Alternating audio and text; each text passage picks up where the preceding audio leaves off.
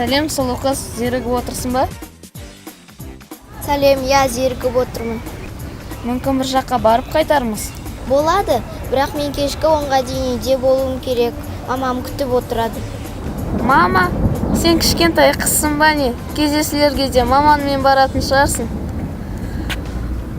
Мама, сен мұнда не істеп жүрсің? Сен мұнда не істеп жүрсің? Мама, мен...